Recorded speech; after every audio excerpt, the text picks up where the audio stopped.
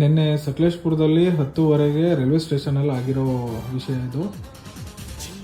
ಏನಂದರೆ ಸಕಲೇಶ್ಪುರದಲ್ಲಿ railway station ಹತ್ರ ಈ ದಾವಣಗೆರೆ ಹುಡುಗರು ಇಬ್ಬರು ಇದ್ದರು. ಅವ್ರದ್ದು ಮೊಬೈಲ್ನ ರಾಬ್ರಿ ಮಾಡಿಬಿಟ್ಟಿದ್ದಾರೆ. ಯಾರು ಅಸ್ಸಾಂ ಅವರು. ಅವ್ರದ್ದೇ ಒಂದು ಗ್ಯಾಂಗ್ ಇದೆ, ಒಂದು 20 ಜನ ಗ್ಯಾಂಗ್ ಇದೆ. ರಾಬ್ರಿ ಮಾಡಿಬಿಟ್ಟಿದ್ದಾರೆ. ರಾಬ್ರಿ ಮಾಡಿಬಿಟ್ಟು ಈ ಹುಡುಗ ಹೋಗಿ ರಾಬ್ರಿ ಮಾಡಿರೋರ ಹತ್ರ ಕೇಳಕ್ಕೆ ಹೋಗಿದ್ದಕ್ಕೆ ಹೊಡೆದಿದ್ದಾರೆ. ಆಯಿತಾ, ಹೆಂಗಸರುಗಳೆಲ್ಲ ಸೇರಿ ಸರಿಯಾಗಿ ಹೊಡೆದ್ಬಿಟ್ಟಿದ್ದಾರೆ ಇಬ್ಬರು ಹುಡುಗರಿಗೆ. ಅಸ್ಸಾಂ ಅವರು ಎಲ್ಲೋ ಇಂದ ಬಂದಿರೋರು. ಆಮೇಲೆ ಹೊಡೆದ್ಬಿಟ್ಟು ಸರಿಯಾಗಿ ಇದು ಮಾಡಿಬಿಟ್ಟು 15 ಜನ ಎಸ್ಕೇಪ್ ಆಗಿದ್ದಾರೆ. ಇನ್ನು 10 ಜನ ಅವರ ಹೆಂಗಸರುಗಳೆಲ್ಲ ಸಿಕ್ಕಿದ್ದಾರೆ.